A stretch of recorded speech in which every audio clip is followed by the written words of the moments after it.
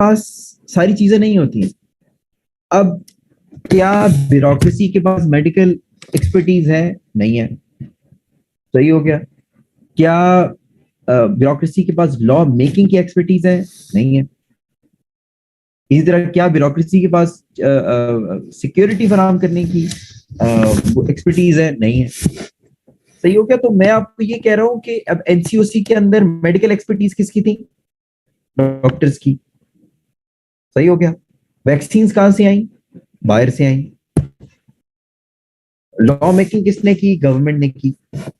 Security किसने दी? Security इदारों ने दी। चीजों को इम्प्लीमेंट किसने किया? ब्यूरोक्रेसी ने किया। So it's interdependence, everybody depends upon each other, not one entity can do everything. This is what the modern governance looks like. Resource exchange का मतलब ये ऑफ कोर्स जो कि मैंने आपको बताया कि इसमें रिसोर्सेज का एक्सचेंज होता है। रूल्स ऑफ द गेम का मतलब ये होगा कि everything is done through some rules and regulation. यहाँ पे गेम का मतलब किसी खेल तमाशे का नाम नहीं है। Game rules of the game का मतलब ये है कि whatever is done, decided, discussed is through certain rules and regulation. And significant autonomy from the state का मतलब ये है कि जरूरी नहीं है कि आपका जो नेटवर्क है वो सिर्फ स्टेट से ही किसी न किसी तरीके से एसोसिएटेड हो।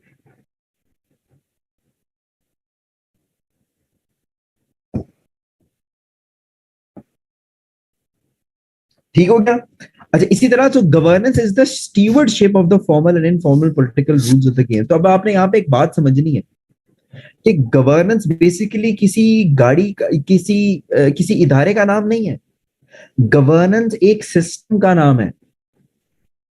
ठीक है।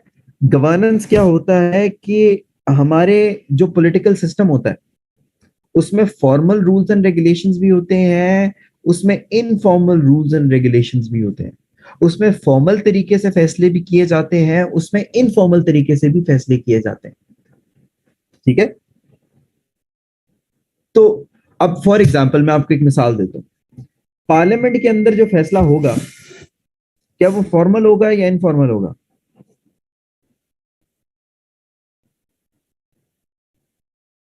फॉर्मल होगा।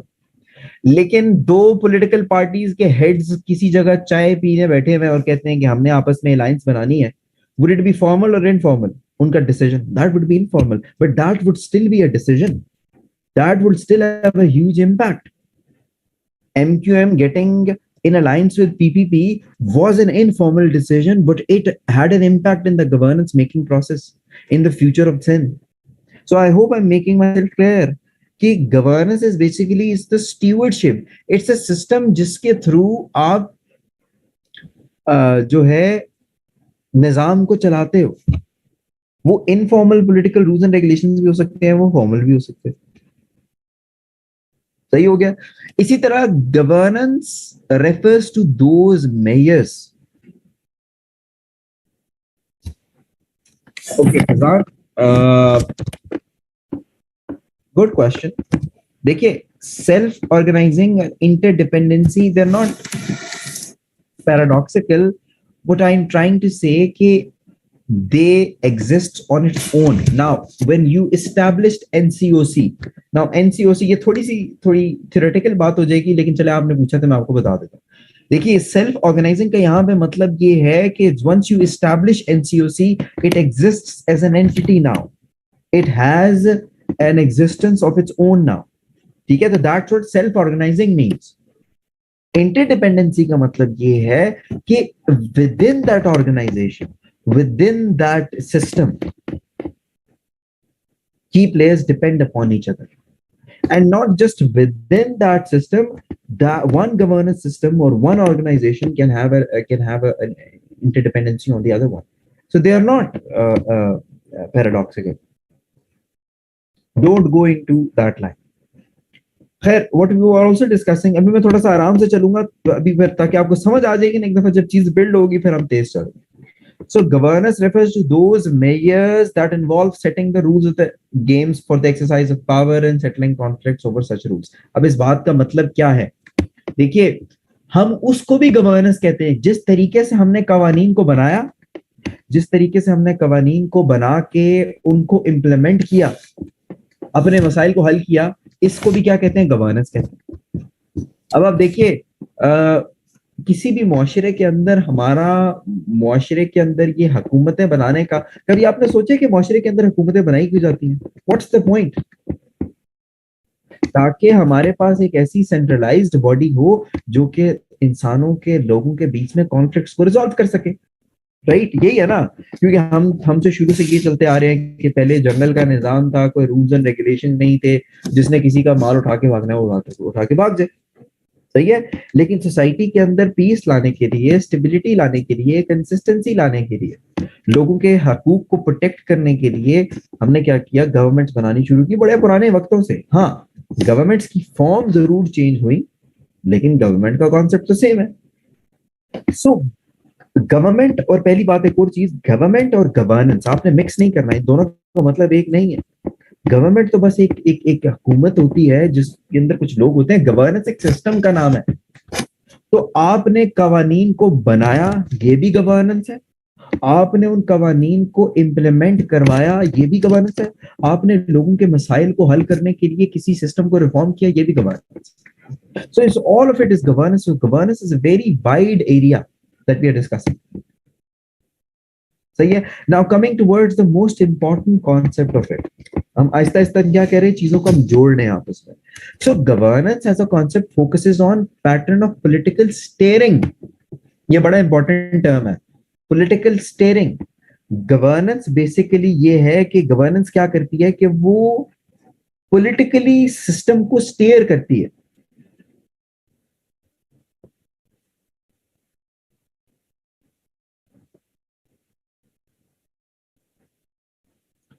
ना। प्लीज ये जो वेटिंग रूम में बैठे हुए हैं इनको जरा देख लीजिए। अच्छा, तो गवर्नेंस का मतलब क्या है कि गवर्नेंस का मकसद होता है पॉलिटिकल स्टीयरिंग करना। That is the institutionalised relationship between public and private sectors. Again, the intention is not here to read each and every word which is written here, but ये जो important चीज होती है आपको समझाना बहुत जरूरी है। गवर्नेंस का मतलब है कि वो पॉलिटिकल स्टीयरिंग करे। स्टीयरिंग का क्या मतलब होता है?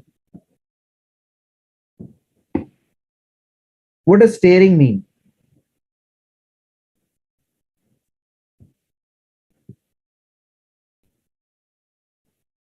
स्टेयरिंग का मतलब होता है गाइड करना, चलाना, डायरेक्ट करना। जैसे गाड़ी का एक स्टेयरिंग होता है, ड्राइव करना। बिल्कुल ठीक है। अच्छा, तो ड्राइव, पॉलिटिकल स्टेयरिंग का क्या मतलब होता है कि सियासी तौर पे किसी को साथ लेकर, सियासी तौर पे स्टेयर करना, सियासी तौर पे गाइड करना। तो आप मुझे ये बताइए कि जो पूरे का पूरा ये जो सियासी निजाम का आप कह लें बिल्ड किया जाता है, जिसको हम एक बड़ा एक गवर्नेंस सिस्टम कहते हैं, इसका मकसद क्या होता है? इसका मकसद होता है कि पब्लिक एक्टर्स और प्राइवेट एक्टर्स के बीच में एक इंटरेक्शन पैदा किया जाए और उनको साथ लेकर चला जाए। क्योंकि क्या आप, हमने लेक्चर की शुरू में डिस्कस किया था कि क्या आज के मुआशरे में सोसाइटी के मामलात सिर्फ पब्लिक सेक्टर हल कर सकता है या सिर्फ प्राइवेट सेक्टर हल कर सकता है?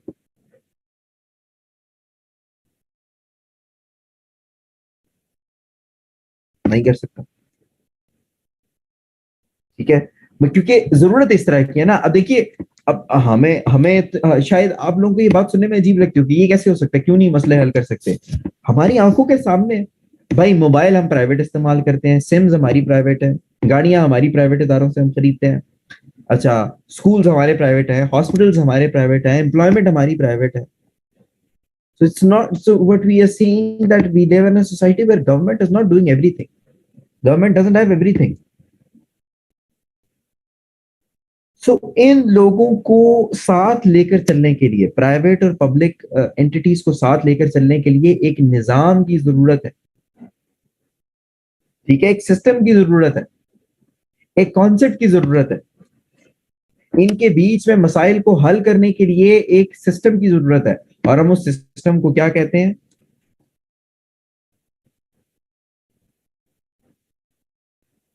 What do we call that system?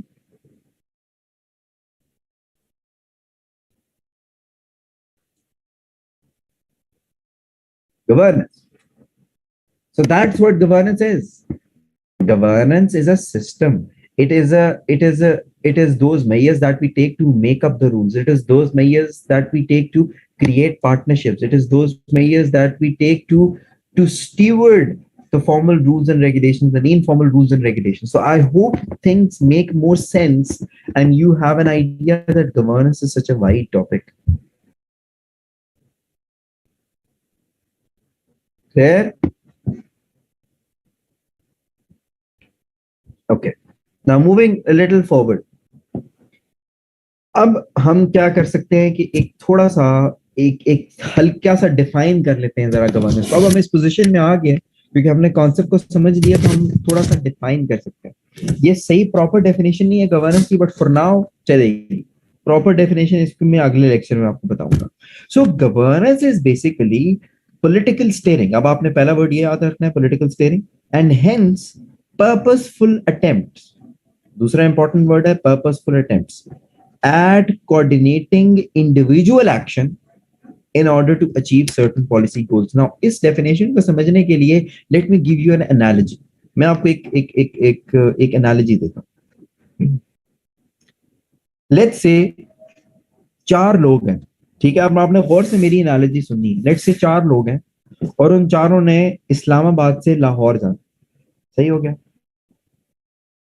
उन 4 में से एक के पास गाड़ी है, बाकी 3 के पास गाड़ी नहीं है। सही हो गया? दूसरे के पास कैपेसिटी है गाड़ी चलाने की, यानी कि इन चारों में से सिर्फ एक बंदे को गाड़ी चलानी आती है, बाकी 3 को गाड़ी नहीं चलानी आती। इवन जिसकी गाड़ी है उसको भी नहीं चलानी आती, ठीक है? उसके पास सिर्फ गाड़ी है, just for the sake of argument. सही हो गया? तीसरा बंदा ऐसा है जिसके पास पेट्रोल के पैसे हैं, बाकी तीनों के पास पेट्रोल के पैसे नहीं है। चौथा बंदा ऐसा है जिसको इस्लामाबाद से लाहौर का रास्ता पता है।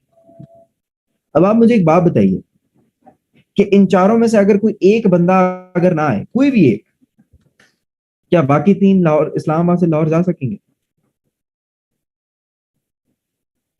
नहीं जा सकेंगे, राइट? क्योंकि अगर रास्ता बताने वाला नहीं आता तो बेशक गाड़ी भी आ जाए, गाड़ी चलाने वाला भी आ जाए, पेट्रोल भी डाल जाए, वो जाएंगे कहां पे? No, it's not about the person who does or doesn't know how to drive. Let's say the person who has the money for petrol, he didn't come. तो क्या करेंगे आप? गाड़ी भी है, गाड़ी चलाने वाला भी है, रास्ता बताने वाला भी है, फ्यूल कैसे डलेगा? पैसे नहीं है, पैसे तो जिसके पास थे वो तो आए ही नहीं। So can you understand why I gave you this analogy? Because इन चारों के अपने इंडिविजुअल एक्शंस है, राइट? एक गाड़ी लेके आएगा, इंडिविजुअल एक्शन है। एक गाड़ी चलाएगा, इंडिविजुअल एक्शन है। एक पेट्रोल डलवाएगा, इंडिविजुअल एक्शन है। एक रास्ता बताएगा, इंडिविजुअल एक्शन है। लेकिन अगर इन इंडिविजुअल एक्शंस के बीच में कोऑर्डिनेशन नहीं है तो क्या उनका जो पॉलिसी गोल था वो पूरा हो सकता है?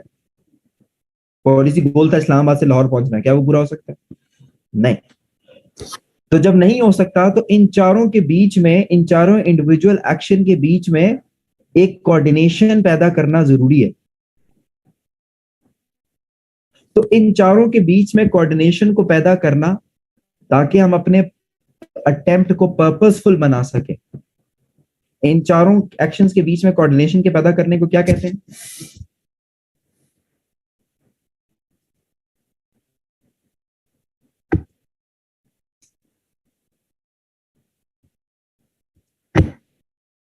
Governance. Yes.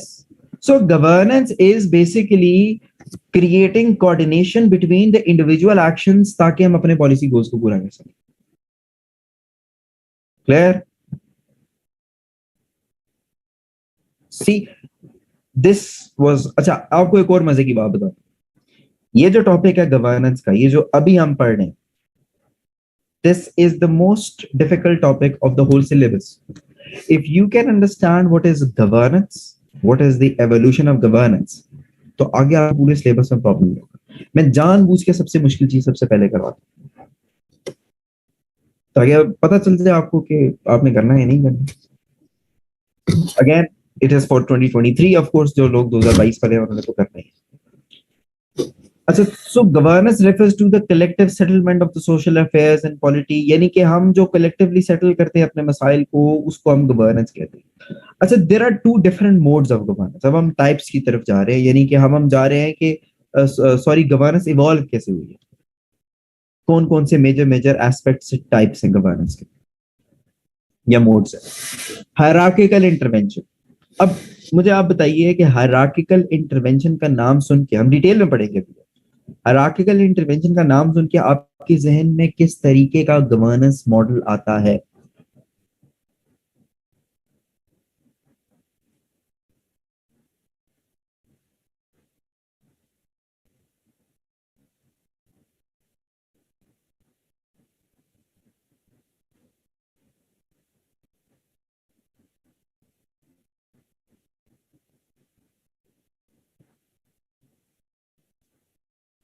It a centralised model. Hierarchical intervention का मतलब ये है कि इसमें एक हायरार्किकल मॉडल है, यानी कि there is somebody sitting at the very top. It can be a person, it can be a बादशाह, can be, you know, a prince, it can be a dictator, it can be a president, it can be a prime minister, anybody. He is the one calling all the shots. पुराने वक्तों में अगर हम देखें, आज से 400-500 साल पहले चले जाएं, तो क्या गवर्नेंस का यही निजाम ज्यादा डोमिनेटिंग नहीं था? ऐसे ही था ना? बादशाहतें were hierarchical interventions. Then came the non-hierarchical interventions. Can anybody give me any example, चाहे टेक्निकल टर्म्स में ना भी दे सकें, बट कोई मुझे नॉन हायरार्किकल इंटरवेंशन की कोई मिसाल दे सकता है?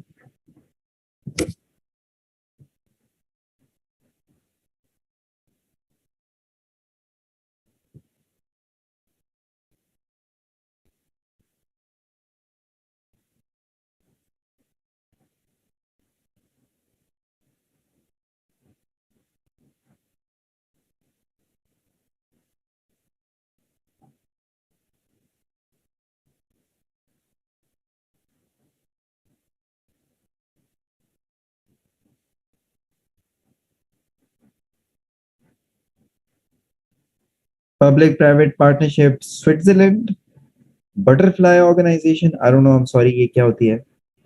प्राइम मिनिस्टर का complain portal, okay, good example.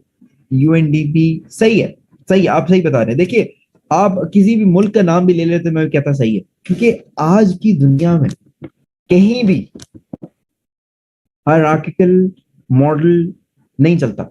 Not even Saudi अरब, जिसका आप कहते हैं वहां पे बादशाह का निजाम है, वहां पे भी नहीं चलता। It's not possible any more, because society की रिक्वायरमेंट्स बदल चुकी हैं। Not everything can be controlled and tackled and provided by the government. Democratic society में तो बिल्कुल भी नहीं होता। सही हो गया? So my purpose was to give you that idea and you guys have gotten it.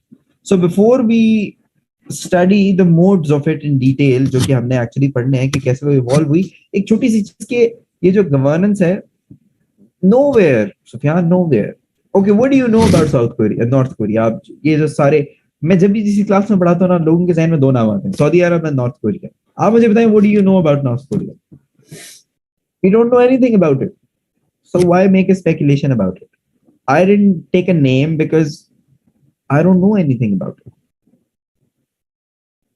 But in my opinion, not everything can be controlled by the government, and if it is, iska matlab hai things are not well. They are not doing well.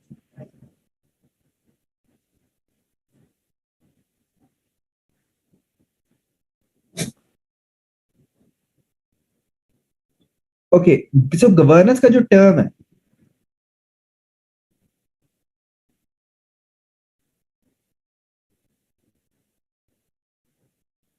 देखिए सुफियान, ऐसा नहीं है, हम again हम में किसी court की या किसी हुकूमती इदारे की बात नहीं कर, ठीक है? हम ओवरऑल सोसाइटी की बात कर रहे हैं। आप मुझे, चले मैं आपसे ही पूछता हूँ कि क्या हम सब गवर्नमेंट इदारों से पढ़ के आए हैं? नहीं।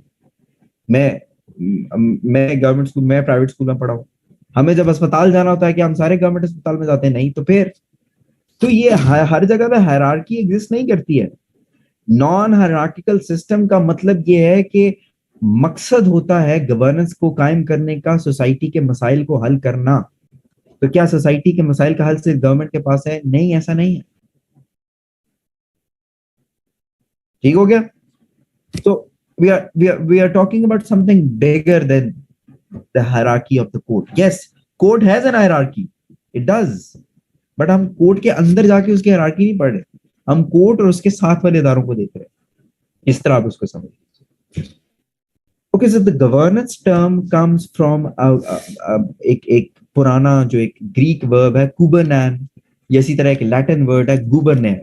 ठीक है, इन दोनों को मिला के अंग्रेजी से गवर्नेंस बन गया। और अगर हमने इन दोनों के मतलब जाने कुबरनैन या गुबरनैन के, तो वो रूल मेकिंग है, स्टीयरिंग है, पायलटिंग है। मतलब वो चीज जो कि अभी मैं इतने टाइम से आपको समझा रहा हूं मैं, ये वही है। सो बेसिकली गवर्नेंस का मतलब है रूल मेकिंग प्रोसेस को स्टीयर करना, ताकि आप सोसाइटी के मसले को रिजॉल्व कर सकें। एक ऐसा सिस्टम बनाना, एक ऐसी रूल मेकिंग प्रोसेस लेके आना, ऐसे सिस्टम को स्टीयर करना, ऐसे रूल्स को बना के उनको इम्प्लीमेंट करना कि हम सोसाइटी के मसाइल को हल कर सकें। Clear? So this was very confusing, very fuzzy. If you're clear in this, you'll be very clear in what will come. Okay, let's move forward. There are three major modes of governance जो कि over the period of time evolve हुए। Three: governance by hierarchy, governance by market, and governance by network. ठीक हो गया? ये सिर्फ modes नहीं है, हम पहले ये मोड्स देखेंगे कि ये क्या है, यानी कि इनके अंदर क्या होता है, और उसके बाद ये देखेंगे कि ये वक्त के साथ इवॉल्व कैसे किए, यानी कि क्यों गवर्नेंस बाय हायरार्की से मार्केट आया, क्यों मार्केट से नेटवर्क आया। चले, इसको डिस्कस करने से पहले मुझे बता दीजिए कि गवर्नेंस बाय हायरार्की, ये जो वर्ड है, इसको पढ़ के आपको क्या लगता है, ये किस तरह का गवर्नेंस मॉडल होगा? फिर कोई एक गवर्नेंस बाय मार्केट का बता दे, कोई एक गवर्नेंस बाय नेटवर्क का बता दे, ताकि मैं आप लोगों को ये चीज सोचने में मजबूर करूं। हमेशा मैं भी जब कोई चीज कोई नहीं पढ़ता था ना, तो ऐसा नहीं था कि मैं बस पेज पलटा और मैंने वो हेडिंग देखी और मैंने पढ़ना शुरू कर दिया। आप लोगों को ना, मुझे ये भी आई थिंक, क्योंकि मैंने भी किसी से सीखा ही है, सारी बात है, हम लोगों को ना टेक्स्ट बुक भी नहीं पढ़नी आती। व्हाट वी थिंक कि टेक्स्ट बुक कैसे पढ़ते हैं कि अच्छा बस पहला पेज खुला और पढ़ना शुरू हो गया। नहीं, there is also a way of reading a textbook. चलो अभी आखिरी 5 मिनट में लेकिन ऐसी कुछ बातें आपको बताऊंगा। सो गवर्नेंस बाय हायरार्की में एब्सोल्यूट हायरार्की का सिस्टम है कि जिसमें क्या होता है कि एक सेंट्रलाइज्ड मॉडल के थ्रू गवर्नेंस को किया जाता है। गवर्नेंस बाय मार्केट क्या होता है?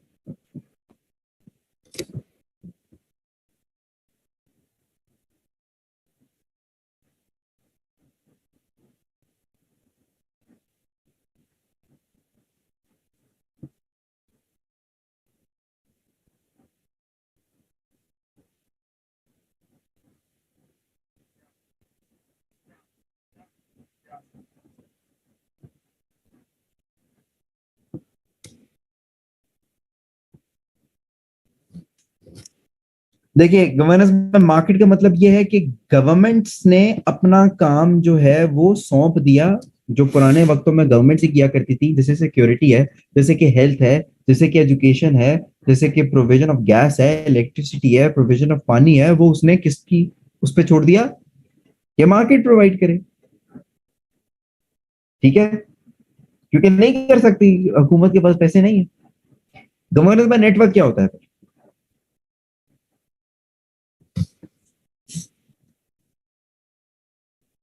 वेरी गुड, ठीक हो गया। चले, अब आपको देखें, now you have an idea, now you know what to expect.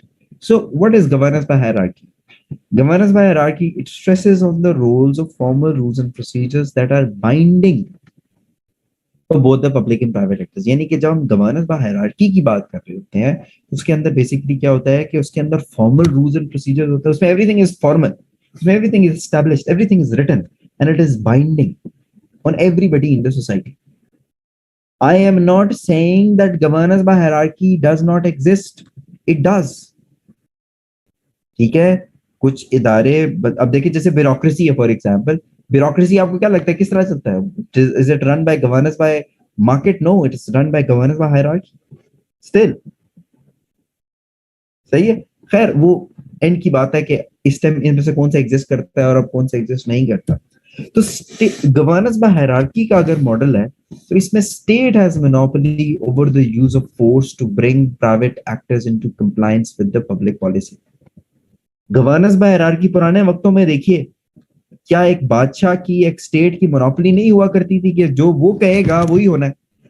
उसमें कोई पब्लिक की डिमांड नहीं, उसमें कोई वोट नहीं, उसमें कोई डेमोक्रेसी नहीं, उसमें कोई पब्लिक सेक्टर नहीं. एक बंदे ने कह दिया वो होना है.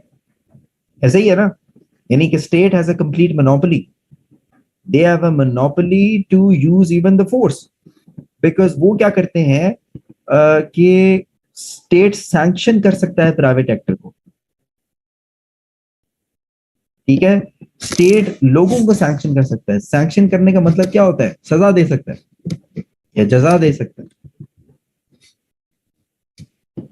कि अगर आपने स्टेट की बात ना मानी तो आपको सजा दी जाएगी.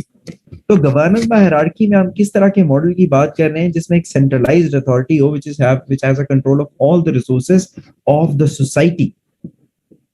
तो गवर्नेंस बाय हायरार्की अगर एग्जिस्ट करती है तो क्या पब्लिक और प्राइवेट एक्टर्स की पावर्स, रिस्पॉन्सिबिलिटीज, अथॉरिटी सेम होंगी?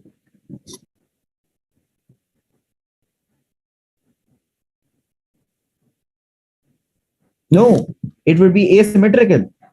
Public sector will be very powerful. तो जब गवर्नेंस बाय हायरार्की है इसका मतलब है कि पॉलिसी मेकिंग कौन कर रहा है? पॉलिसी मेकिंग, पॉलिसी इंप्लीमेंटेशन, लोगों के मसाइल हल करना, लोगों को रोटी बिजली सब कुछ प्रोवाइड करना किसका काम है? स्टेट का. पुराने वक्तों में ऐसे ही था ना.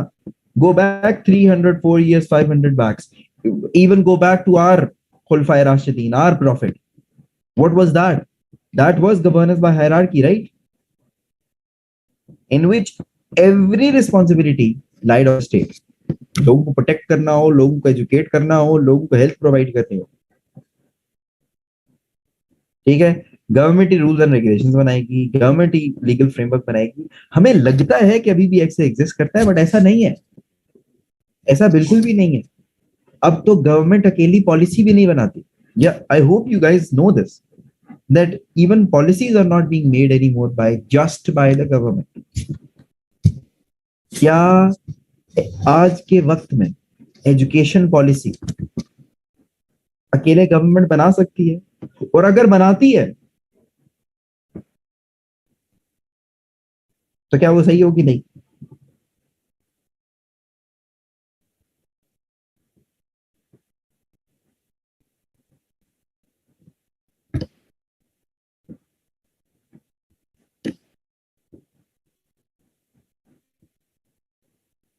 लेकिन अच्छा सुफियान, देखिए इसका मतलब ये नहीं है कि लाजमी नहीं होती थी. ऑफ कोर्स लाजमी की बात नहीं होती. It is a right of every citizen to have an access to the health opportunities. What I am telling you is something different. I am saying कि क्या पाकिस्तान में प्राइवेट अस्पताल एग्जिस्ट नहीं करते? करते हैं. करते हैं ना. So things have changed a lot with the passage of time. हमारा राइट होना एक बात है, उसको राइट को सिक्योर करना उनका काम है. अब वो पब्लिक से करें, प्राइवेट से करें, लोगों को एक्सेस दिलवानी है, लेकिन प्राइवेट एक्टर्स मौजूद हैं. So government he rules and regulations बनाती है, वही पॉलिसी मेकिंग करती है, वही लोगों को कॉमन गुड्स प्रोवाइड करती है. लेकिन ये एक ऐसा सिस्टम है जो कि डीकपल कर देता है प्राइवेट एक्टर को पब्लिक एक्टर से. क्योंकि प्राइवेट एक्टर एक सिटीजन या एक प्राइवेट एक्टर वो तो इन्वॉल्व नहीं हो सकता पॉलिसी मेकिंग प्रोसेस के अंदर. तो ये है गवर्नेंस बाय हायरार्की. यानी कि अभी हमने ये डिस्कस किया है कि गवर्नेंस बाय हायरार्की में क्या होता है. अब आगे हम डिस्कस करेंगे गवर्नेंस बाय मार्केट में क्या होता है. हाँ, गवर्नेंस बाय हायरार्की से गवर्नेंस बाय मार्केट की तरफ कैसे गए, ये अभी हमने जब हम तीनों डिस्कस कर चुके होंगे तब हम डिस्कस करेंगे. So what is governance by market? अब गवर्नेंस बाय मार्केट का मतलब ये है, it is based on the idea that goods and services are allocated efficiently without the intervention by the state.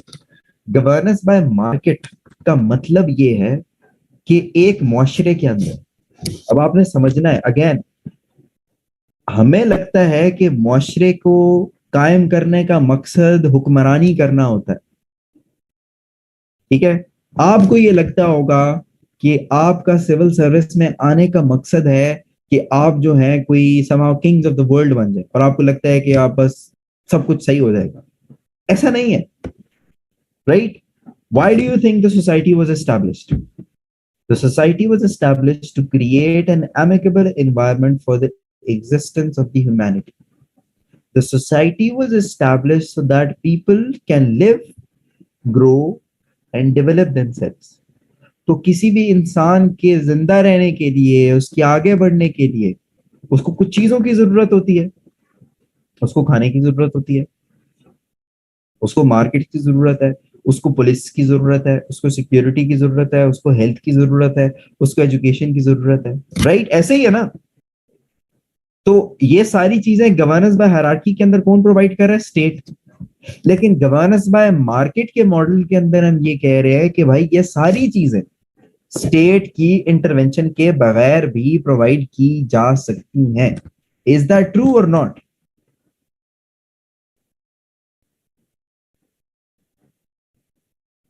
It is true, we see that right around us. ऐसा होता है। सही हो गया। अच्छा, चले हल्का सा थोड़ा ब्रीफली डिस्कस कर लेते हैं ताकि हमारा आगे कोई कनेक्शन रहे दोनों चीजों का आपस में। आपको क्या लगता है कि why do you think there was a shift from governance by hierarchy to governance by market? Faizan, yes बिल्कुल सही कह रहे हैं आप। रेगुलेशन बिल्कुल होती है, और वो रेगुलेशंस कौन बनाता है? वो स्टेट ही बनाती है, लेकिन स्टेट इजाजत देती है। खैर, but here the question, important question is कि why do you think there was a shift between governance by, why can't they take care of everything? रजा आपने ठीक कहा, ठीक है, आप सब ठीक कह रहे हैं, लेकिन अपनी सोच के अंदर थोड़ी सी एक लॉजिकल सीक्वेंस लेके आना शुरू करें। बिकॉज पॉपुलेशन इंक्रीज हुई तो रिसोर्सेज ज्यादा थे। अब एक्सपर्टीज प्राइवेट पब्लिक सेक्टर के पास नहीं होती। जब उनके पास एक्सपर्टीज नहीं है, लोग बढ़ रहे हैं, लोगों की क्वालिटी ऑफ लाइफ की डिमांड बढ़ रही है, लोग कह रहे हैं हमें फलां चीज भी चाहिए, फलां चीज भी चाहिए, भाई स्टेट नहीं कर सकती। तो स्टेट ने क्या किया कि मार्केट को ओपन कर दिया, जाओ, ठीक है। So it's the market which provides individual and corporate actors with an ideal setting for exchanging of resources based on price. यानी कि गवर्नेंस बाय मार्केट क्या होती है कि उसने एक आम इंसान को और बिजनेसेस को इजाजत दे दी कि आप आपस में रिसोर्सेज एक्सचेंज करो। किसकी बेस के ऊपर? प्राइस की बेस के ऊपर। अच्छा, मार्केट का मतलब है ये नहीं है कि कोई बाजार हो, कोई सदर हो, ठीक है, कि कोई कोई कोई फिजिकल बिल्डिंग हो तो उसको हम मार्केट कहते नहीं। मार्केट का मतलब है कि एक ऐसा सेटिंग जिसमें दो एंटिटीज एग्जिस्ट करती हो। एक मार्केट के अंदर कौन सी दो एंटिटीज एग्जिस्ट करती हैं? एक खरीदने वाला, एक बेचने वाला।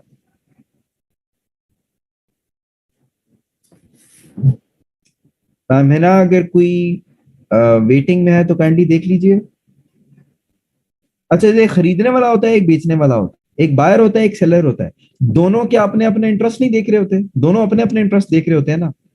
बायर अपना इंटरेस्ट कैसे देखता है कि मैंने कम से कम पैसों में अच्छी क्वालिटी की चीज लेनी है। सेलर अपना इंटरेस्ट क्या देखता है कि उसने ज्यादा से ज्यादा प्रॉफिट बनाना है। अच्छा, सेलर अपना प्रॉफिट कैसे बनाता है? चीजों को महंगा बेच के या ज्यादा चीजें बेच के?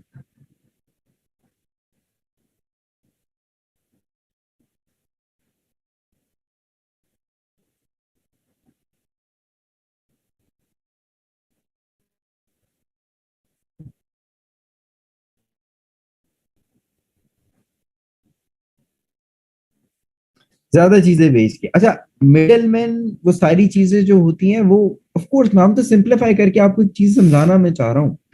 इसको थोड़ी सी मिसाल जरा समझिए कि how the governance by market is more efficient then hierarchy. Let's say एक गांव है, सही है, अच्छा, मेरा पढ़ाने का तरीका एनालॉजीज दे के, एग्जांपल्स दे के, आई होप कि आपको, मुझे लगता है इससे चीजें ज्यादा बेहतर समझ आती है। Are you guys understanding my analogies?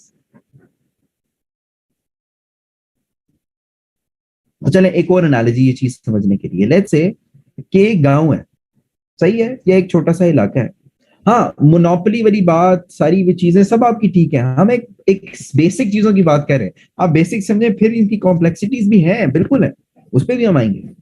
Let's say एक इलाका है, उसके अंदर 10 घर, ठीक हो गया, 100 घर है, लेट्स से उसमें 100 घर है, और वहां पे एक बिजली घर लगा हुआ है जो कि उन 100 घरों को बिजली प्रोवाइड करता है। सही हो गया। वो बिजली घर ओन करती है स्टेट, यानी कि वो रियासत की। अब वो बिजली महंगी बनाए, वो बिजली सस्ती बनाए, वो बिजली पूरी दें, वो बिजली आधी दें, वो बिजली की लोड शेडिंग करें, क्या उन 100 घरों के पास कोई और रास्ता है कहीं और से बिजली खरीदने का? नहीं, राइट। उनकी नीड्स भी मार के पूरी हो रही है। लेट से उसी इलाके में ग्रोथ होती है पॉपुलेशन की, और जहां पे 100 घर थे वहां पे 1000 घर हो जाते हैं, तो क्या वो बिजली घर उनकी रिक्वायरमेंट्स को पूरा कर सकता है? नहीं कर सकता। स्टेट के पास पैसे नहीं है और बिजली घर लगा दे। सही हो गया। तो ये जो अभी को मैंने आपके सामने जो सेटिंग पेश किया ना, बेसिकली गवर्नेंस बाय हायरार्की की। तो अब गवर्नेंस बाय हायरार्की से गवर्नेंस बाय मार्केट की तरफ जरा शिफ्ट देख लेते हैं कि स्टेट क्या कहेगी। स्टेट कहेगी कि भाई मैं अपना बिजली घर करता हूं बंद, ठीक है, I will allow the market, यानी कि I will allow the private electricity producer to come in that area and set up their own system. तो फिर क्या होता है, यानी कि गवर्नेंस बाय हायरार्की से गवर्नेंस बाय मार्केट आया, क्या हुआ कि एक कंपनी आई, दूसरी कंपनी आई, तीसरी आई, चौथी आई, पांचवी आई, यानी कि अब वहां पे 5 बिजली घर लग गए। तो अब उन 1000 घरों के पास कितनी ऑप्शंस हैं अपनी बिजली को लेने की? 5 ऑप्शंस हैं, यानी कि वो किसी से भी ले सकते हैं। अब वो जाहिरी बात है कि वो 1000 घर हैं, कोई पहली से लेगा, कोई दूसरी, तीसरी, चौथी, पांचवी, किसके मुताबिक लेगा? अपनी जरूरत के मुताबिक लेगा, अपनी रिसोर्सेस के मुताबिक लेगा, ठीक है। इफ,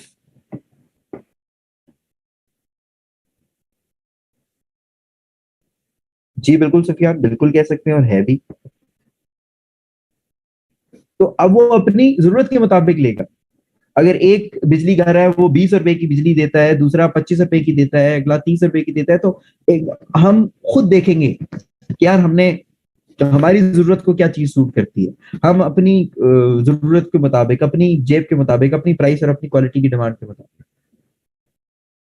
1996 1997 में जब नई नई मोबाइल टेक्नोलॉजी पाकिस्तान के अंदर आई, तो उस टाइम सिर्फ एक मोबाइल का कनेक्शन था, उसका नाम था इंस्टा वन। सही है। फिर जैज आया, जैज थोड़े देर से चला, जैज की 5 रुपए का एक मैसेज हुआ करता था, 5 रुपए में एक मैसेज होता था। आप मुझे बताइए क्या क्या जैज होता? तो क्या आपके पास ऑप्शन होती कि मैंने फला जोंग लेना है, नहीं मैंने टेलीनॉर लेना है, नहीं मैंने यूफोन लेना है? नहीं, प्राइवेट सेक्टर खुला, सारी आपके पास ऑप्शंस खुली, अब आपकी जो मर्जी आप लेते हैं। मार्केट में सब चल रहे हैं, क्योंकि सबकी अपनी अपनी डिफरेंट रिक्वायरमेंट्स हैं। तो आपको बात समझ आएगी कि कैसे मार्केट जो है वो एफिशिएंटली, क्योंकि मार्केट की कोशिश क्या होती है, ये वो कोशिश स्टेट नहीं करता। देखिए, स्टेट मोनोपोलाइज कर सकता है चीजों को। जब एक जगह पे एक बिजली घर एक ही स्टेट का लगा हुआ है, तो क्या उसके पास इंसेंटिव है अपने आप को इंप्रूव करने का?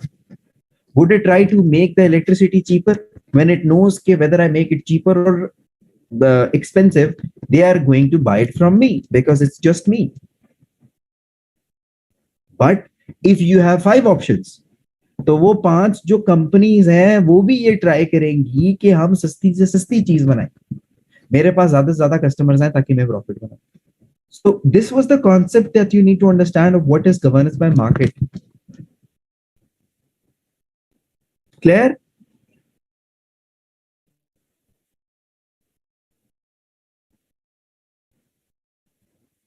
Anybody who is not, क्योंकि ये थोड़ा सा आई अंडरस्टैंड, ये मैंने जो आपको जो कॉन्सेप्ट दिया ना, this concept is relevant in this subject, it is relevant in international relations, political science, sociology, gender studies, public administration, you name it, ये सब वही है जो हम पढ़ते हैं। सो That's a problem of this system, Faizan. We'll come to it. Let me give you, please let me go forward. ये चीज आएगी, of course, उसके मसाइल अलग है. अच्छा, ये सिस्टम जो है ये काम कब करता है? ये सिस्टम तब काम करता है, इस सिस्टम को चलाने के लिए ना कुछ assumptions चाहिए हमें. We need certain assumptions. First assumption that we need is the relevant information का. अब आपने अगेन ये बात आपको बड़ी थ्योरेटिकल सी लग रही होगी कि क्या मतलब है रेलेवेंट इंफॉर्मेशन के एक्सचेंज. देखिए, मैंने आपको बताया कि मार्केट के अंदर दो लोग लार्जली एग्जिस्ट करते हैं, एक बनाने वाला, एक बेचने वाला. सॉरी, एक बेचने वाला और एक खरीदने वाला. ठीक हो गया? इनका आपस में एक्सचेंज ऑफ इंफॉर्मेशन बहुत जरूरी है. अब एक्सचेंज ऑफ इंफॉर्मेशन क्या होता है? लेट्स से आप मोबाइल खरीदने बाहर जाते हैं, 50,000 रुपए आपकी जेब में, तो क्या आप सर्च पहले नहीं करके जाते कि मेरी 50,000 रुपए की जेब के मुताबिक मेरे पास कितने ऑप्शंस हैं? करके जाते हैं ना. If you do not have this information कि what you can buy in 50,000 rupees, do you think would you make a good decision? No, you won't. somebody is going to sell you something जो कि 5,000 रुपए की होगी, आपको 50,000 रुपए की देगा, क्योंकि आपके पास इंफॉर्मेशन नहीं. सही हो गया? तो ये आपको मैंने मिसाल दी है इंफॉर्मेशन की. इसी तरह जो बनाने वाला है उसको क्यों चाहिए information? Why do you think that needs information?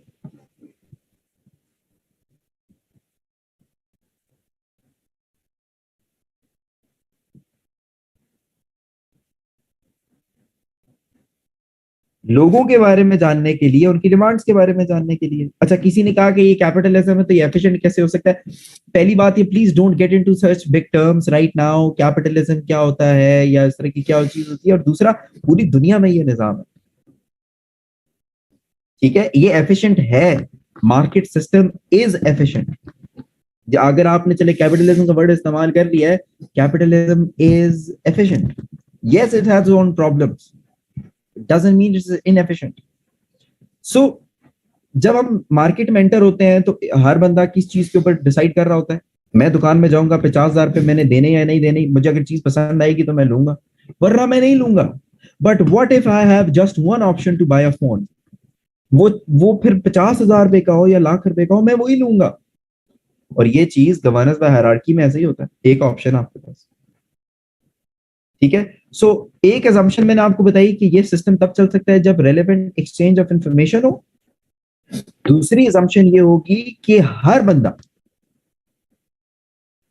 अपने रैशनल तरीके से फैसला करे, यानी कि अपनी वेलबींग के लिए काम करे.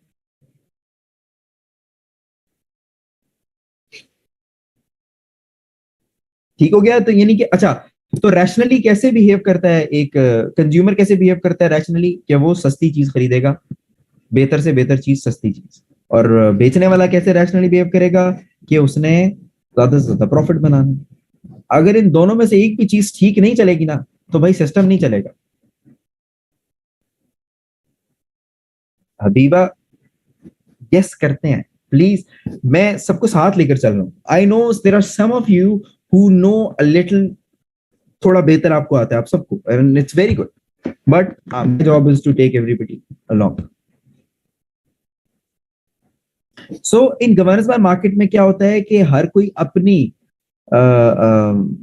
फैजान, पहली assumption मेरी ये है कि एक्सचेंज ऑफ इंफॉर्मेशन अगर ना हो मार्केट के अंदर तो नहीं चल सकती.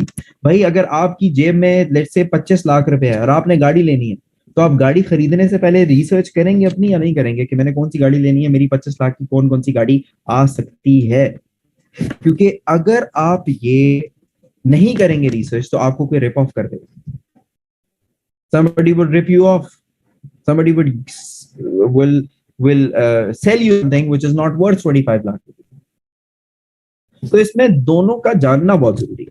अच्छा, तो गवर्नेंस में मार्केट में क्या होता है कि हम अपनी वेलबींग को मैक्सिमाइज कर रहे होते हैं, यानी कि कंज्यूमर भी और प्रोड्यूसर भी.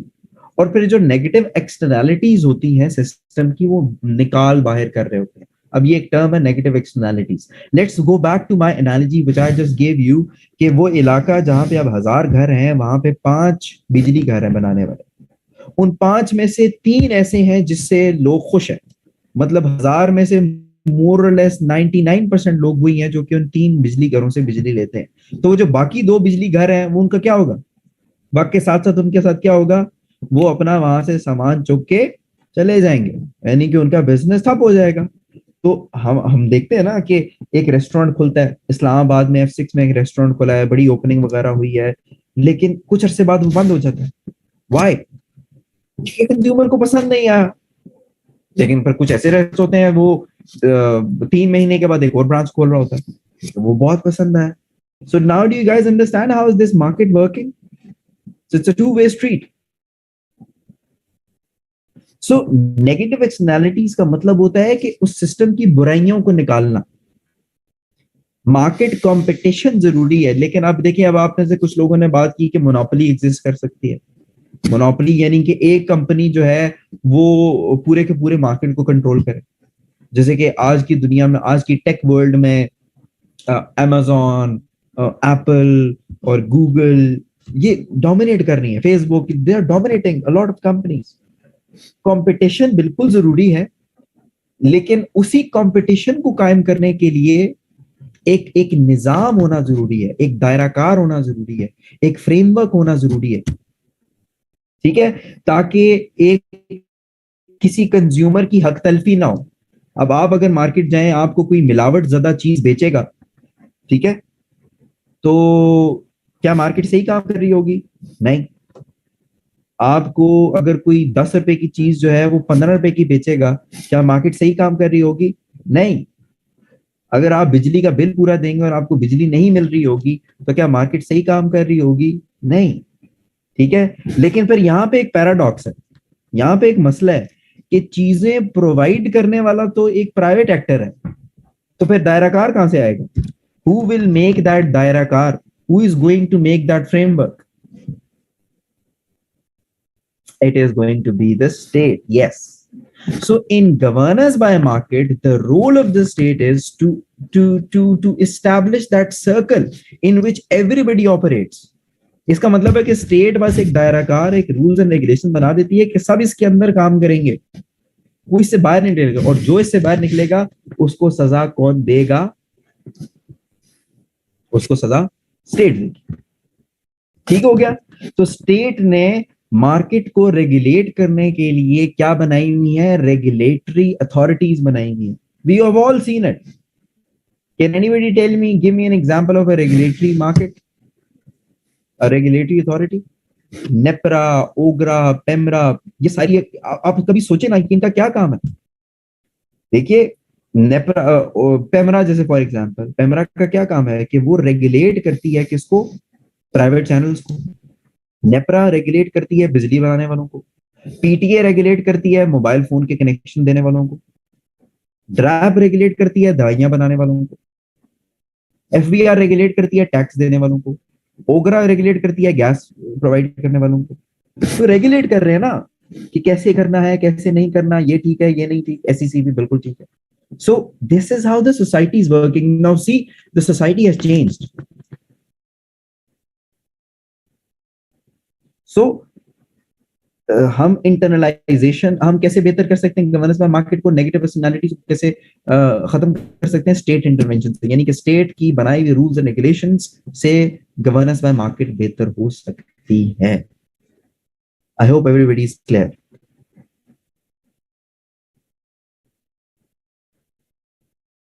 Okay, now let's move forward and go towards the last mode of governance, which is governance network.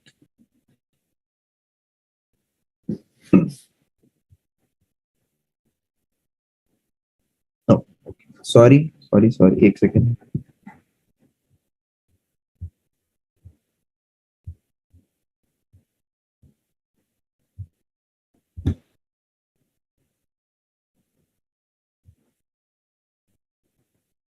So networks क्या होते हैं? They are defined as stable sets of interdependent. What is the most important word here? Interdependent. Public and private actors who interact informally to achieve distinctive but interdependent goals. अब again, now you guys can understand this statement. It is quite difficult, but you can understand it because you have enough information आप समझ सकें कि interdependent public and private actors कैसे होते हैं, informal interact कैसे करते हैं, उनकी गोल्स डिस्टिंक्ट होते हैं। एनसीओसी के अंदर, एनसीओसी एक बड़ी बेहतरीन मिसाल है नेटवर्क गवर्नेंस की। एनसीओसी के अंदर हर एक्टर का अपना गोल था। वहां पे मेडिकल प्रैक्टिशनर्स का उसका रोल था मैक्सिमम लोगों को इलाज करना। वहां पे सिक्योरिटी इदारों का रोल था सिक्योरिटी प्रोवाइड करना। वहां पे वैक्सीन वालों का रोल था मैक्सिमम वैक्सीन बेचना। वहां पे गवर्नमेंट का रोल था बेहतर पॉलिसीज बनाना। वहां पे ब्यूरोक्रेसी का रोल था सबको इम्प्लीमेंट करना। तो डिस्टिंक्टिव हो गए ना सबके रोल्स, लेकिन वो इंटरडिपेंडेंट भी है। सो जो पॉलिसी नेटवर्क जो होता है, चाहे वो एनसीओसी हो जाए या वो कोई भी हो जाए, ठीक है, इवन अच्छा cabinet is also a governance by network, no don't you think कि पार्लियामेंट जो आपकी कैबिनेट होती है वो भी एक नेटवर्क गवर्नेंस का एक मिसाल है।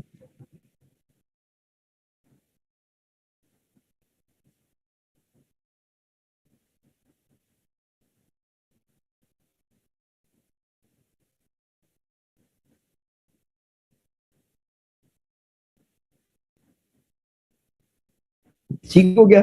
सो अगेन ये गवर्नेंस बाय नेटवर्क की बातें, अब ये वो पुरानी बातें घूम के वापस आ रही जो कि हमने शुरू में पढ़ी थी, कि जब हम गवर्नेंस को समझने की कोशिश कर रहे थे।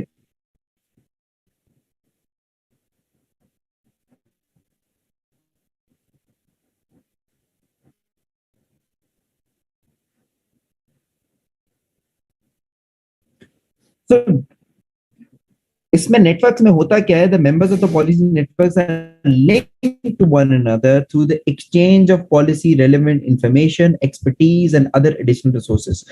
किसी भी नेटवर्क के अंदर किसी एक एंटिटी के पास सारे के सारे रिसोर्सेज नहीं होते, ठीक है।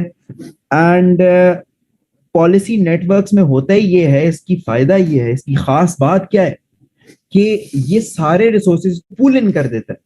क्या गवर्नेंस व हायरार्की के अंदर पब्लिक एक्टर्स के रिसोर्सेज को एफिशिएंटली इस्तेमाल किया, पब्लिक एक्टर होते हैं तो क्या एफिशिएंटली इस्तेमाल हो। गवर्नेंस व मार्केट के अंदर स्टेट पीछे चली जाती है, मार्केट डोमिनेट करती है।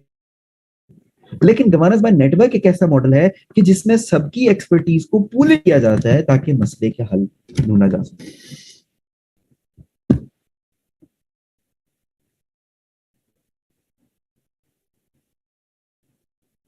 ठीक हो गया। So the policy networks can participate in the preparation of policy decisions, चाहे वो एग्जेक्टिव डिसीजन हो या लेजिस्लेटिव डिसीजन हो। तो आप मुझे बताइए कि अभी तक जो आपने ये हमने जो तीन मॉडल्स पढ़े इसमें सबसे बेहतरीन आपको कौन सा लगा है मॉडल।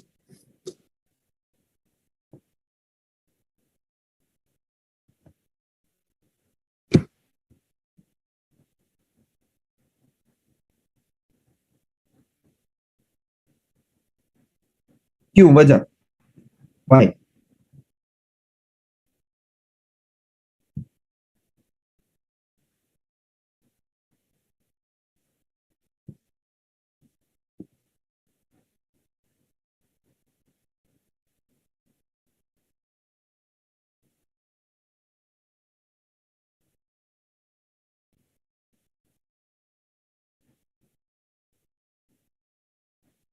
ओके, चले इस बात का जवाब मैं दूंगा थोड़ी देर तक जब ये मैं कंप्लीट कर। गवर्नेंस बाय नेटवर्क में नेगोशिएशंस होती हैं, इसमें ऑर्डर्स पास नहीं किए जाते। देखें इसमें सब साथ मिलकर चलते हैं। गवर्नेंस बाय हायरार्की में ऐसा नहीं होता, उसमें ऑर्डर पास किया जाता है वो चलते हैं। Governance by network, governance by market में ज्यादा डोमिनेंस मार्केट की होती है, लेकिन इसमें एक दूसरे से नेगोशिएशन होती है। इसमें म्यूचुअल ट्रस्ट कायम होता है, इसमें एक दूसरे के रिसोर्सेज को कॉम्प्लीमेंट किया जाता है। इसमें जो नेटवर्क होता है वो लूजली कोऑर्डिनेटेड होता है बट वो स्टेबल होता है, और इसमें सबके रिसोर्सेज को एक्सचेंज किया जाता है।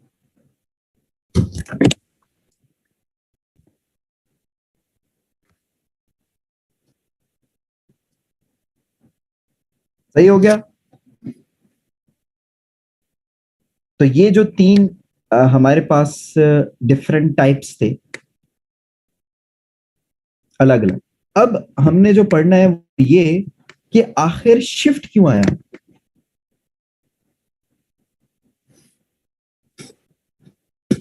स्टेट बाय मार्केट में मेरा आपका सवाल समझ नहीं आया.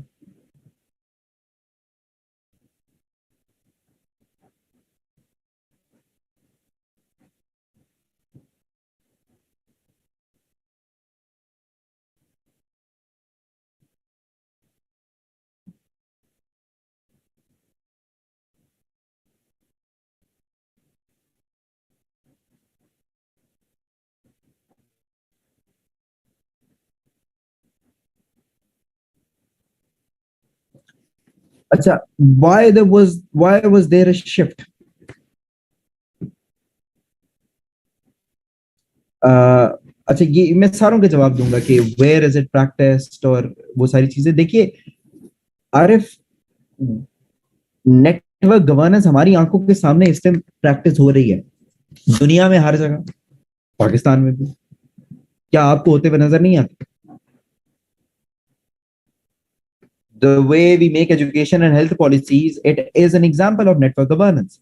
The way we tackled COVID-19 crisis, it is an example of network governance. No? Don't you think there is a reliance between different actors? इसी तरह दुनिया के ग्लोबल लेवल पर जरा देख लीजिए कि क्लाइमेट चेंज का जो मसला है उसको हल करने के लिए किस मॉडल के तहत पॉलिसी मेकिंग होती है ग्लोबल लेवल पर.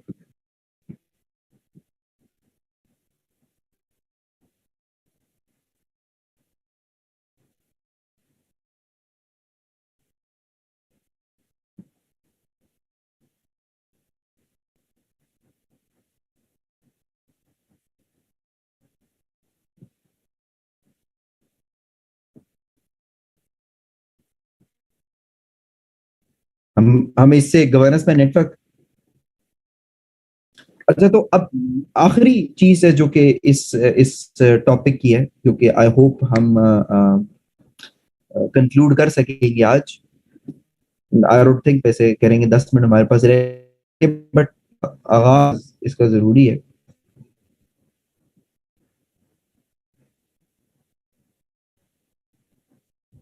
कि 1930, 1940, 1950 तक जो दुनिया थी, ठीक है, उस टाइम तक लार्जली कौन सा गवर्नेंस मॉडल फॉलो किया जाता था? अगर आप हिस्ट्री थोड़ी बहुत भी अगर आप जानते हो, आप उस टाइम तक गवर्नेंस बाय हायरार्की ही ज्यादातर डोमिनेट करता था. उस टाइम तक बड़ी बादशाहतें थी, उस टाइम भी बड़ी बड़ी किंगडम थी, उस टाइम भी ऑटोमन एम्पायर थी, और उस टाइम भी जो कंट्रीज जिसके अंदर डेमोक्रेसी थी भी, वहां पे लार्जली प्रेसिडेंट और प्राइम मिनिस्टर्स इन्हीं के ज्यादा किरदार होता है, leading up to world war 1, world war 2. सही हो गया. बट वर्ल्ड वॉर 2 के बाद चीजें बदलना शुरू हुई. अब अब देखिए कितनी इंटरेस्टिंग सी बात है कि हम पढ़ क्या रहे हैं और मैं आपको बता क्या रहा हूं, कैसे चीजें आपस में लिंक्ड है. सोसाइटी में जब बदलाव आता है तो ना सिर्फ गवर्नेंस में बदलाव आता है, बल्कि लोगों के बिहेवियर में बदलाव आता है. जंग होगी या नहीं इसमें भी बदलाव आता है, इकोनॉमी कैसी चलेगी इसमें भी बदलाव आता है. ये सारे बदलाव इकट्ठे चल रहे हो. So after world war 2 there was a stability specifically in the western world, यानी कि जंग के अंदर कमी आई. जो वेस्टर्न वर्ल्ड थी वहां पे जंगों के अंदर कमी आई. By western world I mean America, Canada and western Europe. ठीक है, तो जब जंगों के अंदर कमी आई, एक तो ये वहां पे फर्क आया. दूसरा एक बहुत बड़ा चेंज क्या आया 1945 के बाद, कि टेक्नोलॉजी में इजाफा हुआ. टेक्नोलॉजी आहिस्ता आहिस्ता कंप्यूटर्स की दुनिया आ रही थी, लोगों की टेक्नोलॉजिकल एडवांसमेंट में दुनिया आगे जा रही थी, तो दुनिया ग्रो कर रही थी. दुनिया ग्रो कर रही थी, नेशन भी ग्रो कर रही थी, पॉपुलेशन ग्रो कर रही थी, लोगों की एजुकेशनल रिक्वायरमेंट्स बढ़ रही थी, नई नई इंडस्ट्रीज जन्म ले रही थी, नई नई नौकरियां जन्म ले रही थी, लोगों की जरूरियात बढ़ रही थी, लोगों की ख्वाहिशात बढ़ रही थी. ठीक है, तो जब लोगों की जरूरियात और ख्वाहिशात बढ़ी तो गवर्नमेंट ने क्या करने की कोशिश की? उन जरूरियात और ख्वाहिशात को पूरा करने की कोशिश की. कैसे? Bye improving themselves. ठीक है, so during 1960s and 70s the focus was on improving the improving increasing the capacities of the hierarchies governing, क्योंकि उस टाइम तक मोस्टली जो मॉडल फॉलो किया जाता था governance, it was hierarchical in nature, ठीक है। और उस टाइम तक वही जो भी हम पढ़ चुके हैं गवर्नेंस बाय हायरार्की, अब अगेन मैं दोबारा उसके अंदर नहीं जाऊंगा, कि during all of that time governance उस टाइम क्या समझी जाती थी, corresponded to the government which was hierarchical steering of the society through state intervention. यानी कि गवर्नमेंट को बेहतर करने का मतलब ही यही था कि आपने स्टेट को बेहतर करना है और वो किस तरह की इंटरवेंशन करेगी, हायरार्किकल इंटरवेंशन से लोगों के मसाइल हल करेगी। लेकिन ऐसा नहीं हो सका, क्योंकि सोसाइटी तब्दील हो रही थी, लोगों की रिक्वायरमेंट्स बढ़ रही थी, सोसाइटल कॉन्फ्लिक्ट्स भी आ रहे थे। अच्छा, तो मुझे कोई बता सकता है कि 1960s 1970s में ये जो बड़े बड़े उस टाइम के सोसाइटल चेंजेस थे वो क्या थे दुनिया में? 1960 में बड़े बड़े सोसाइटी के अंदर क्या चेंज आए थे?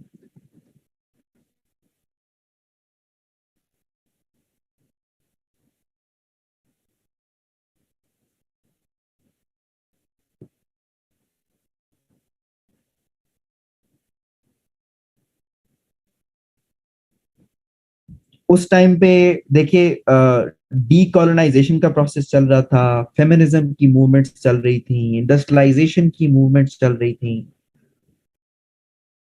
ठीक है।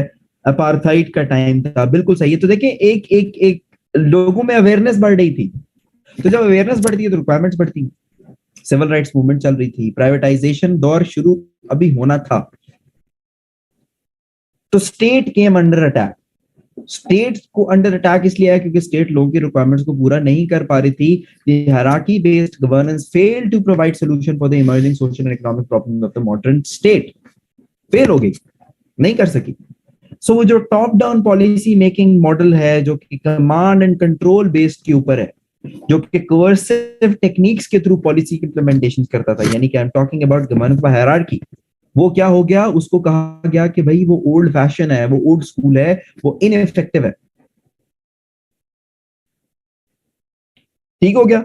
सो एक बदलाव आया लोगों की सोच में। सिस्टम में बदलाव लाने के लिए एक सबसे सबसे पहले किस चीज में बदलाव आता है? लोगों की सोच में, और उसके बाद फिर पॉलिटिकल क्लास के अंदर। जाहिर बात है कि इस तरह का जो चेंज है, एक पूरे का पूरा जो डायनामिक शिफ्ट करते हैं हम सिस्टम के अंदर, वो कौन करता है? वो तो सियासतदान ही करते हैं ना, पॉलिटिशियंस करते हैं। तो 1970 की दहाई में, यानी कि 1970s की दहाई में, उस टाइम की जो दो सबसे स्ट्रॉन्ग और बड़े ममालिक माने जाते थे, वो यूनाइटेड स्टेट्स था, यूनाइटेड किंगडम था। ठीक हो गया।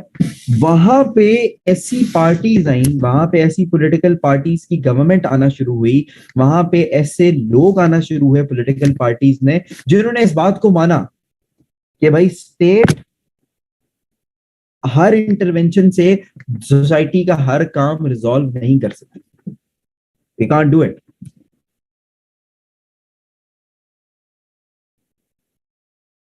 ठीक हो गया। यानी कि स्टेट जो है वो अपने मसाइल को रिजॉल्व नहीं कर सकती, स्टेट सोसाइटी के हर मसले को रिजॉल्व नहीं कर सकती। तो हमें क्या करना चाहिए? हमें स्पेस देनी चाहिए किसको? अगर स्टेट अच्छे तरीके से एजुकेशन और हेल्थ प्रोवाइड नहीं कर सकती तो उसको क्या करे?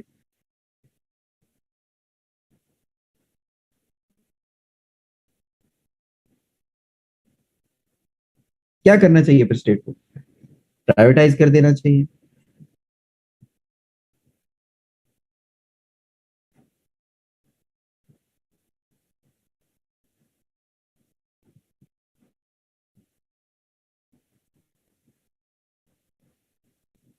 ठीक है, तो आउटसोर्सिंग प्राइवेटाइजेशन उसका दौर शुरू हो गया। और यही वो टाइम था, अगर आप देखें इसी टाइम पे, यानी कि एक टाइम पे ऐसी गवर्नमेंट्स आ रही थी और दूसरी साइड पे प्राइवेटाइजेशन का दौर शुरू हो चुका था। दूसरी साइड पे यूरोपियन यूनियन टाइप की ऑर्गेनाइजेशन जो है वो डेवलप हो रही थी, प्राइवेटाइजेशन का दौर शुरू हो चुका था, लिबरलाइजेशन हो रही थी, तो हर चीज आपस में कोइंसाइड कर रही थी। ठीक है, तो ये जितनी भी डेवलपमेंट्स थी, यानी कि एक तरफ जो है वो प्राइवेट मार्केट बहुत तरक्की से चल रही है, दूसरी तरफ लोग ऐसे आ रहे हैं। अच्छा, अमेरिका का उस टाइम प्रेसिडेंट कौन था 1970s के एंड में और 1980s की दहाई में, कौन था?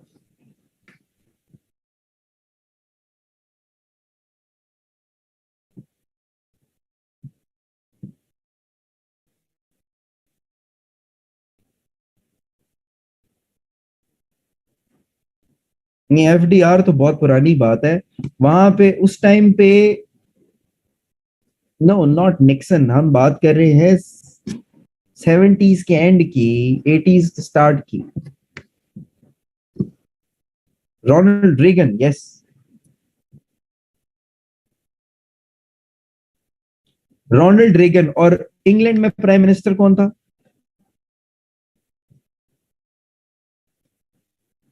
Margaret Thatcher. ठीक है, फर्स्ट वुमेन प्राइम मिनिस्टर उनकी।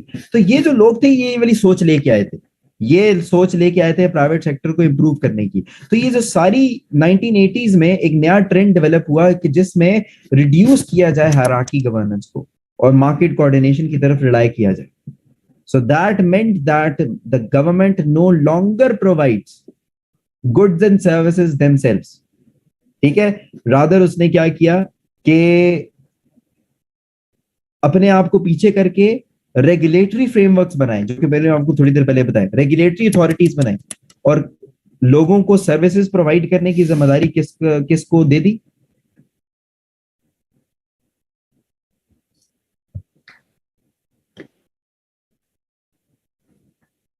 मार्केट को दे दी।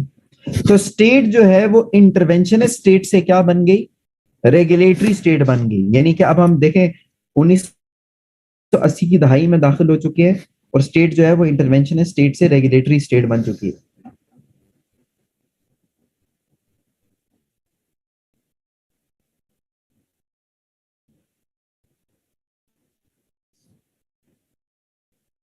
क्लियर?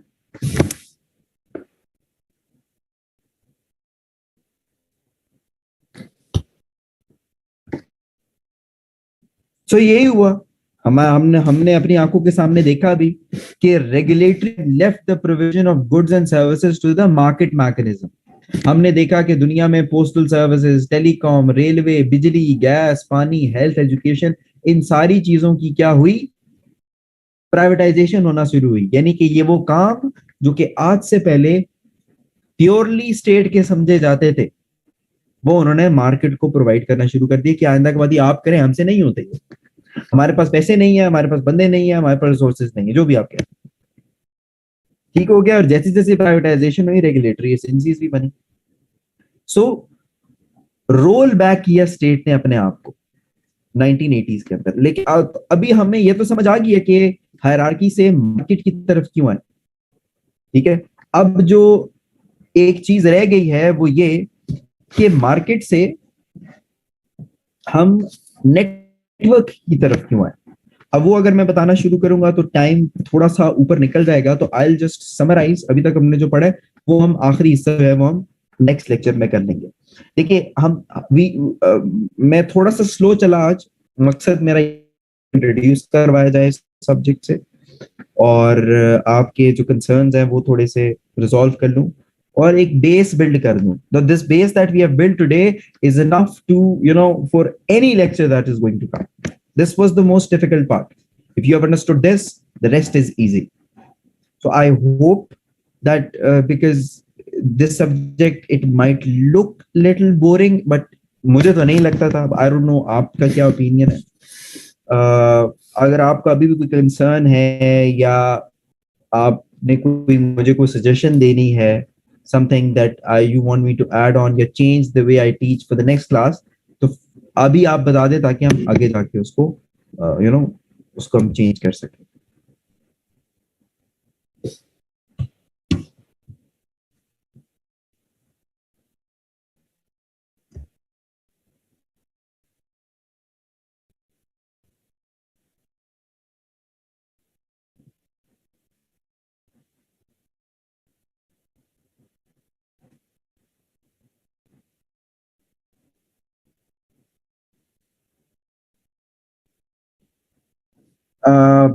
ऑन कैंपस मैं फ्री नहीं हूँ ऑन कैंपस के लिए, मेरा प्रॉब्लम है।